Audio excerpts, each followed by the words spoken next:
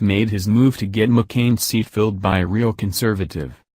Since the death of Senator John McCain, rumors have been swirling about who will replace him.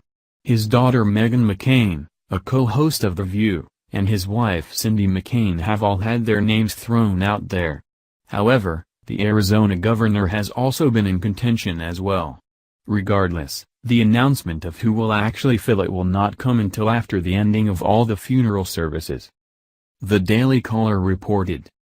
President Trump spoke via phone with Arizona Governor Doug Ducey this week following the death of Senator John McCain. According to a Friday Politico report, 4 sources with knowledge of their conversation described the call as a wide-ranging one that included topics such as health care, President Trump's proposed border wall, and the Senate vacancy created by the death of McCain. Trump also reportedly congratulated Ducey, whom he endorsed several days before Tuesday's election, for his recent primary victory. Ducey, tasked with appointing the late Senator McCain's replacement, has thus far not given any hints as to whom he is considering.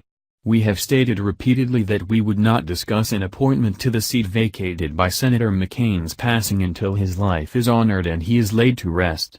That continues to be the case and we will have nothing further to add, Ducey spokesman Daniel Ruiz told Politico. CNN reported. In replacing John McCain, Arizona Governor Doug Ducey is set to make the most important decision of his political career, one that could determine his future in Republican politics. Ducey faces massive, competing pressures in selecting someone to fill McCain's Senate seat until a 2020 special election.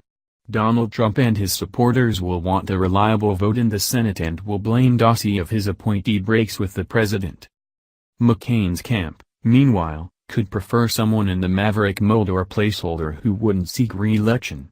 Then there's Arizona's rapid evolution from reliably Republican to a diverse swing state where Senate seats won't be easy for the GOP to hold. Republicans say Ducey is aware of those competing factors but aren't sure how he'll balance them. Of course he's considered what he would do, one Republican strategist close to Ducey said. Of course. It's a very high responsibility.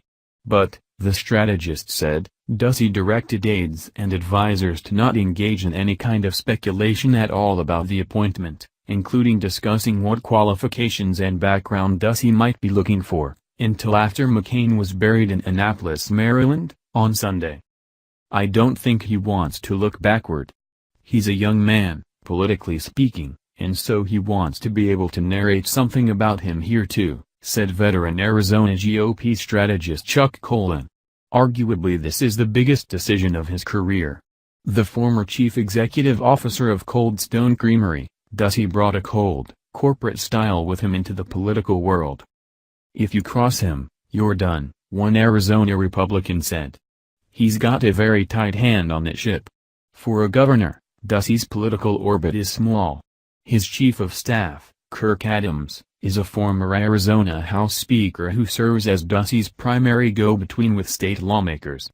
Danny Seiden, who left Ducey's office to join a law firm, is another government and campaign veteran close to Ducey. Washington-based consultant Doug Goodyear, who maintains a Scottsdale home and was Ducey's neighbor, is close to the governor.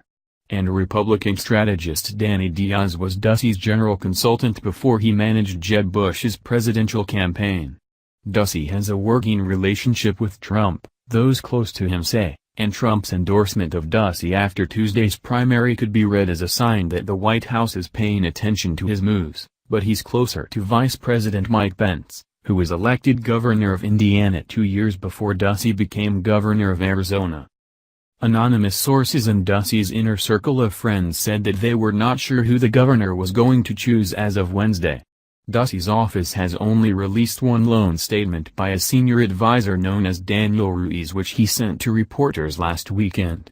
Out of respect for the life and legacy of Senator John McCain and his family, Governor Ducey will not be making any announcements about an appointment until after the senator is laid to rest. Now is a time for remembering and honoring a consequential life well lived, Ruiz said in the statement.